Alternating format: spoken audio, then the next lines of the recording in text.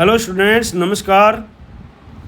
आज हम पढ़ रहे हैं इस चैप्टर के अंदर सोशल साइंस क्लास 10th का चैप्टर है इकोनॉमिक्स का। What is globalisation. What is globalisation. Globalisation क्या है, वैश्वीकरण क्या है, इसके बारे में हम सीधा सा सिंपल एक्सप्लेनेशन पढ़ेंगे, एग्जाम्पल देखेंगे, सारी चीज़ें पॉइंट वाइज देखेंगे और हर एक क्वेश्चन जो उसमें आने वाले हैं उसका 1 2 3 4 जो पॉइंट उसके अंदर से बनते हैं दो टॉपिक के अंदर, वो सारे मैंने इसमें कवर किए हैं बहुत शॉर्ट वीडियो में। अगर आप इन पॉइंटों को याद कर लेते हैं या इनको लिख लेते हैं और बाद में याद कर लेते हैं तो आपके लिए सारे पर्सन इस चैप्टर से संबंधित, इस चैप्टर के 2 पार्ट्स हैं। तो एक पहला चैप्टर है व्हाट इज़ ग्लोबलाइजेशन, अगला पार्ट में कल भेज दूंगा, उससे को अभी मैं आपको नहीं लूँगा, इसमें इंक्लूड नहीं करूँगा उसको। तो आप इस व्हाट इज़ ग्लोबलाइजेशन से संबंधित आपके जितने भी पर्सन हैं वो सारे इसमें कवर हो जाएंगे। ये सिर्फ रिवीजन के लिए है, मुझे पढ़ा है, आप लोग पढ़ चुके हो, सभी पढ़ चुके हो, मैं भी सारे क्लासों में पढ़ा रहा हूँ, रेगुलर पढ़ा दिया है। तो ये मैं उन बच्चों के लिए भेज रहा हूँ जिन्होंने मुझे रिक्वेस्ट की है कि सर आप हमारे पास इंपॉर्टेंट पॉइंट भेज दिया करो, वो भेज रहा हूँ। सभी के लिए कंपलसरी नहीं है, जो बच्चा नहीं पढ़ना चाहे, जिसके पेरेंट्स नहीं दिखाना चाहें अपने बच्चे को फ़ोन, तो कोई कंपलसरी नहीं है, मैं क्लियर बता रहा हूँ। अगर आप इस चैनल को पहली बार देख रहे हैं इसको आप सब्सक्राइब कर लीजिए। इसके अंदर बहुत सारा रिविज़न, MCQs, सारे शॉर्ट आंसर क्वेश्चन मैं इसमें रिवीजन कराता रहूँगा, क्योंकि मैं यहाँ पर आकर के रिवीजन कराता हूँ, वो मैं आपके पास भेजता हूँ।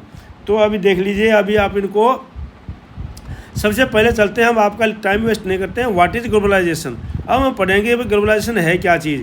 10th क्लास का चैप्टर है ये, सिंपल एक्सप्लेनेशन इसको पढ़ रहे हैं हम। अब ग्लोबलाइजेशन क्या चीज़ है उसका मीनिंग हम समझ रहे हैं। पहले बात भाई, ग्लोबलाइजेशन है क्या चीज़, जो वैश्वीकरण है, जो पूरे संसार के अंदर जो है इंटीग्रेशन ऑफ इकोनॉमीज, जो हमारी अर्थव्यवस्था है उसका एकीकरण होना। पूरे संसार के अंदर पूरी अर्थव्यवस्था, जो पैसा है, जो करेंसी है, जो भी है, सारे का सारा सारे संसार में एक दूसरे से, एक देश से दूसरे देश में, one country to another country, Asia to Europe, Europe to Asia, Africa, दक्षिणी अफ्रीका, सभी जगह, अमेरिका, सब जगह, पूरे यूरोप में, पूरे एशिया में जो इंटीग्रेशन होना है, फैलनी है economy. Number 1 point, that is called globalisation. Culture आप देखते हैं कि भाई वेस्टर्न कल्चर हमारे इंडिया के अंदर कितना आ गया है। हमारा जो पुराना कल्चर था वो जो है कम होता जा रहा है, वेस्टर्न कल्चर लोग अपनाते जा रहे हैं। हमारा कल्चर भी जो है भारत विदेशों में, अमेरिका में, इंग्लैंड में, ब्रिटेन में, सब जगह जो है जा रहा है, इटली में, फ्रांस में, सब जगह जा रहा है, क्योंकि हमारे लोग भी वहाँ पर जा रहे हैं। तो ये जो कल्चर है हमारा, इंडियन कल्चर है, कहीं पर जो भी हमारा वो कल्चर दूसरे देशों में जा रहा है। हमारे जो त्यौहार मना रहे हैं, हमारे जिस प्रकार का कल्चर है, पहनावा है, बोलचाल है, रहन सहन है, खान पान है, वो दूसरे देशों के अंदर जा रहा है। दूसरे देशों का कल्चर हमारे देश के अंदर आ रहा है। That is called globalisation, integration of a culture का एकीकरण होना। एंड सोसाइटीज़, हमारा समाज है, हमारी सोसाइटी है, ये पूरे वर्ल्ड के अंदर फैल रही है। दूसरे देश की सोसाइटीज़, समाज हमारे पूरे वर्ल्ड में आ रहा है। सभी जो है एक होते जा रहे हैं। आप देख रहे हो किसी भी समस्या का समाधान करने के लिए सारे नेता इकट्ठे होकर के, मिलजुल करके बैठते हैं, सम्मेलन करते हैं, कॉन्फ्रेंस करते हैं, मीटिंग करते हैं और समाधान निकालते हैं। तो that is called integration of societies. ये सारे के सारे मीनिंग हैं किसके, ग्लोबलाइजेशन के। कंट्रीज कनेक्टेड थ्रू ट्रेड, जो कंट्रीज़ हैं, जो देश हैं, जो स्टेट्स हैं, वो किसके द्वारा कनेक्ट हो रहे हैं, जुड़ रहे हैं एक दूसरे के द्वारा, ट्रेड के द्वारा। ट्रेड मतलब व्यापार, एक दूसरी चीज़ों का आदान प्रदान, पैसे का आदान प्रदान, सारा का सारा ट्रेड से जुड़ रहे हैं एक दूसरे कंट्री। इन्वेस्टमेंट से जुड़ रहे हैं, यहाँ का पैसा जो है दूसरे देशों में इन्वेस्ट हो रहा है, दूसरे देशों का पैसा यहाँ पर आकर के इन्वेस्ट हो रहा है।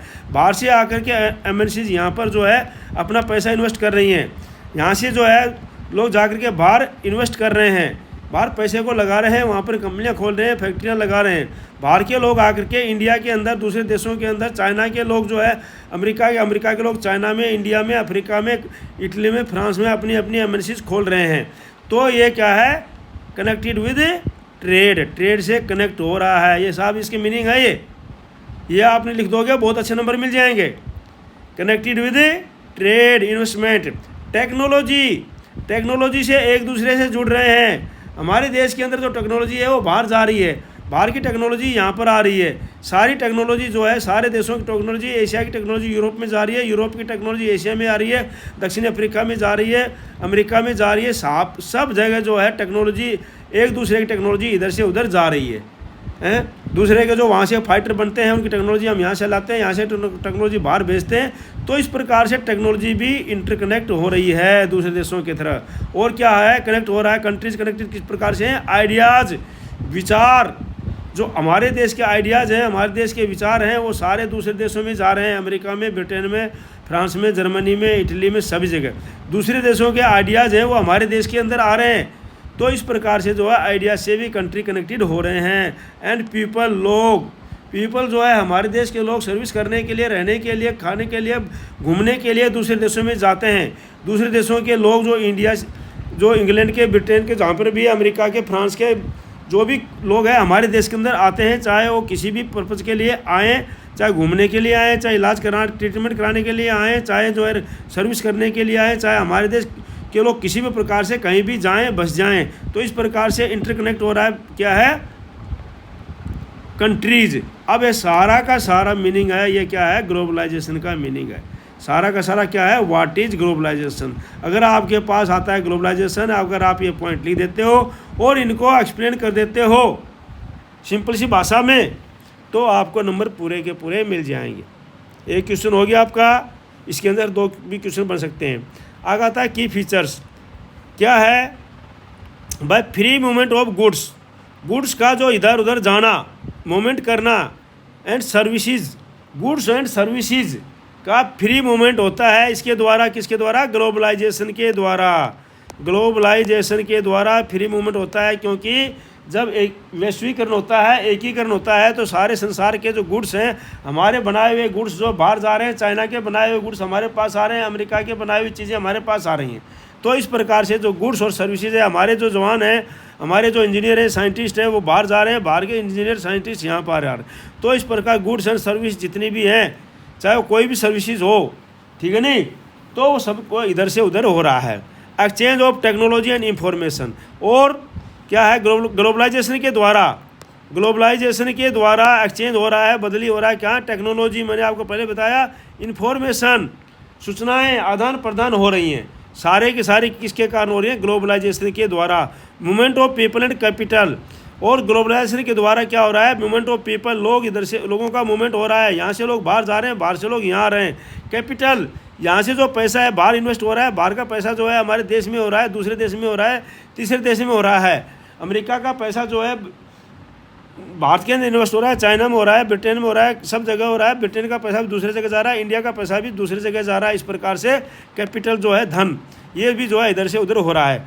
ग्रोइंग इंटरडिपेंडेंस अमोंग कंट्रीज, और इससे क्या है, जब इकोनॉमी बढ़ती है, लोगों के अंदर जो है ट्रेड आते हैं, ट्रेड हो रहा है, लोगों के अंदर टेक्नोलॉजी आ रही है, लोगों के अंदर जो पैसा बढ़ रहा है, तो इससे मिल रहा है ग्रोइंग इंटरडिपेंडेंस, स्वतंत्रता, अपने आप के ऊपर इंडिपेंडेंट होना, निर्भर होना अमोंग कंट्री के ऊपर। तो जो है कंट्री जो है ये एक दूसरे के ऊपर निर्भर होना, ग्रोइंग बढ़ रहा है, ये बढ़त हो रही है। तो ये सारे की फीचर्स मैंने आपको बता दिए।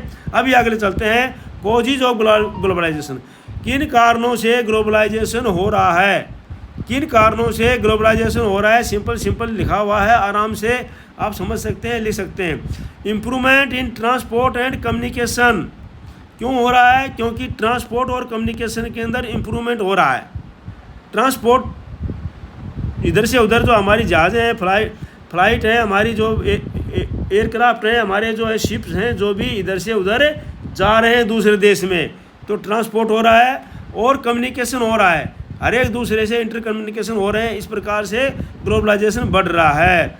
राइज ऑफ मल्टीनेशनल कॉरपोरेशन, और क्या है, मल्टीनेशनल कॉरपोरेशन राइज हो रहे हैं, एमएनसी राइज हो रहे हैं। जैसे मैंने आपको पढ़ाया था कि भाई एक कंट्री है, मान लो किसी भी देश की एक कंट्री है, अमेरिका का है लगा लो, उदाहरण इंग्लैंड का लगा लो, कहीं पर ही उस देश की जो कंपनी है, एमएनसीज है, वो मान लो उसको ज़मीन मिलती है चाइना के अंदर सस्ती, और वहाँ चाइना के अंदर अपनी ज़मीन खरीद लेता है, और वहाँ पर लेबर भी सस्ती मिल जाती है, तो वहाँ पर अपनी ज़मीन खरीदता है, लेबर ले लेता है। अब उसको क्या है, पढ़े लिखे युवक मिल रहे हैं अच्छे सस्ते इंडिया में।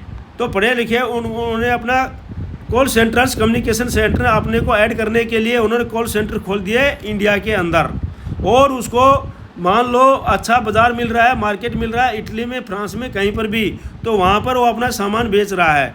और मान लो उसको कहीं से जो है अच्छा रॉ मटेरियल कहाँ से मिल रहा है, वहाँ से वो अपना रॉ मटेरियल खरीद रहा है। तो इस प्रकार से सारा का सारा, और कहाँ पर टेक्नोलॉजी कहाँ की अच्छी मिल रही है, इंजीनियर कहाँ के अच्छे मिल रहे हैं, वहाँ से वो इंजीनियर हायर कर लेता है, और उन इंजीनियर को तो किसी देश की टेक्नोलॉजी हुई, किसी देश के इंजीनियर हुए, किसी देश की जो है लैंड हुई, किसी देश की जो है पैसा हुआ, किसी देश की जो है टेक्नोलॉजी हो, किसी देश के अंदर कम्युनिकेशन हुआ, किसी देश के अंदर मार्केट मिला, किसी देश के अंदर से उसको लिया रॉ मटेरियल।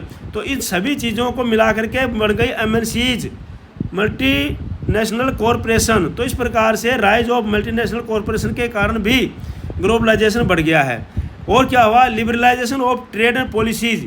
अब जो है ट्रेड और पॉलिसीज़ का लिबरलाइजेशन हुआ। लिबरलाइजेशन मतलब जो उनको स्वतंत्रता मिली, उनके ऊपर से जो ट्रेड बैरियर हट गया। ट्रेड बैरियर हटने का मतलब है उनके ऊपर से टैक्स हट गया।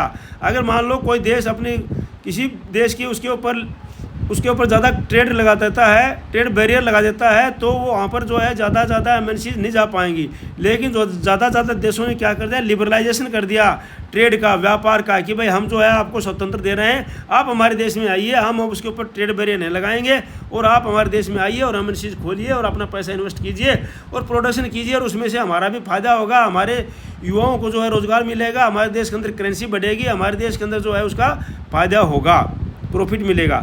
और क्या हुआ है, इसके कारण से भी क्या बढ़ रही है, ग्लोबलाइजेशन बढ़ रही है। और जो है इंटरनेट एंड मॉडर्न टेक्नोलॉजी। अब क्या है, इंटरनेट हो गया, मॉडर्न टेक्नोलॉजी हो गई, इसके कारण से भी ग्लोबलाइजेशन बढ़ रही है। आज आप जो है इस वीडियो को देख रहे हैं, तो ये टेक्नोलॉजी कहाँ की है, अमेरिका की है, यूट्यूब से अमेरिका से चल रही है।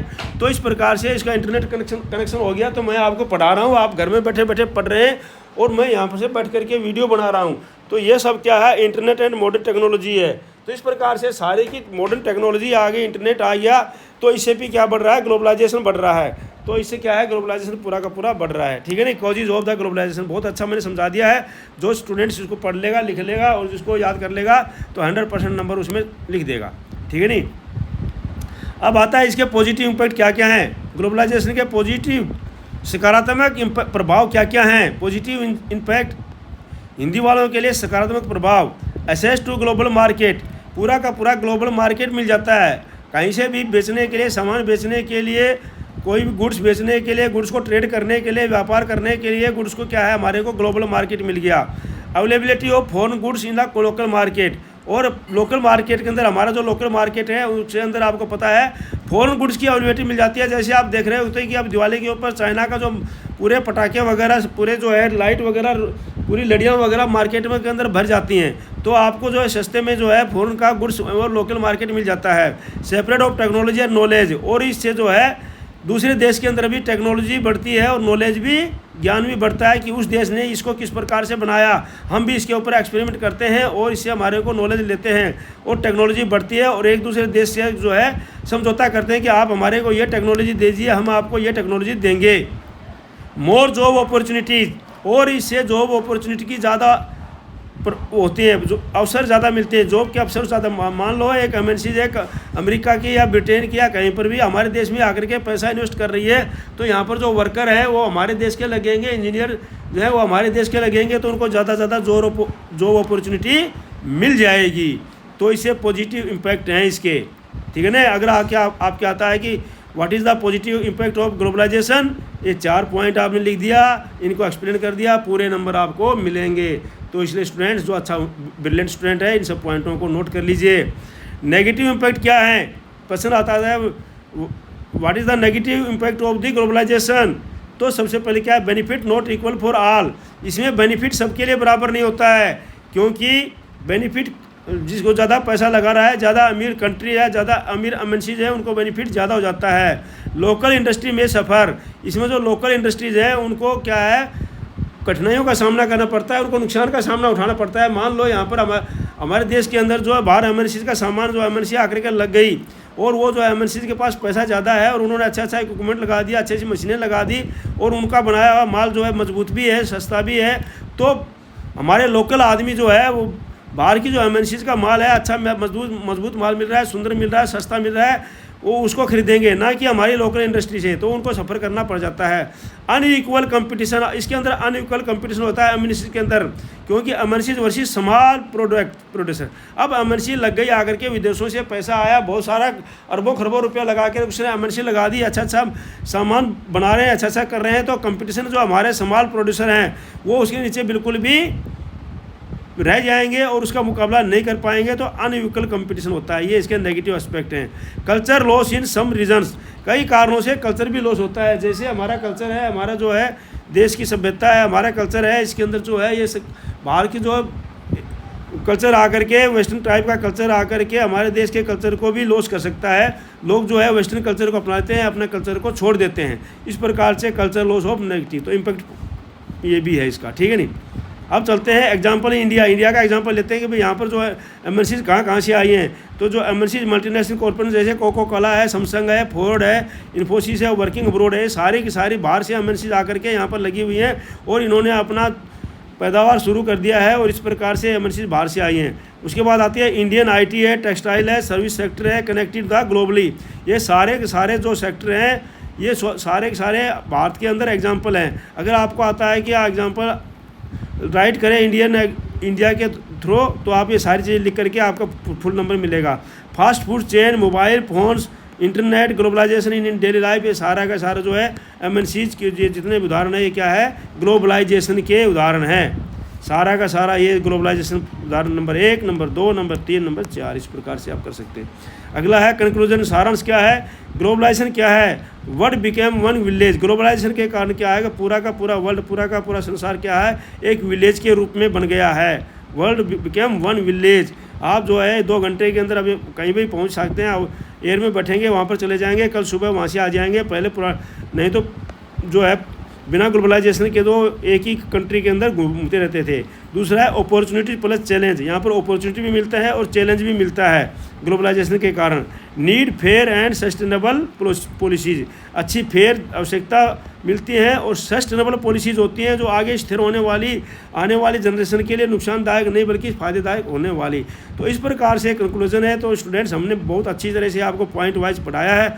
जो स्टूडेंट्स ब्रिलियंट्स हैं, जो पढ़ना चाहते हैं, तो इन पॉइंटों को लिख लीजिए, पढ़ लीजिए और जो है आपके लिए अच्छे नंबर बनेंगे। और अगर आप इस चैनल में नए बने सब्सक्राइब कर लीजिए, लाइक कर दीजिए, क्योंकि इस प्रकार के वीडियो मैं आपके पास बेहतर रहूँगा। मुझे डेली जो है यहाँ पर आकर के पढ़ाना पड़ता है। जो मैं यहाँ पर पढ़ाता हूँ वही वीडियो मैं आपके पास बना करके भेज देता हूँ। Thank you for watching video. May will long, God bless you. धन्यवाद, आपका दिन शुभ रहे।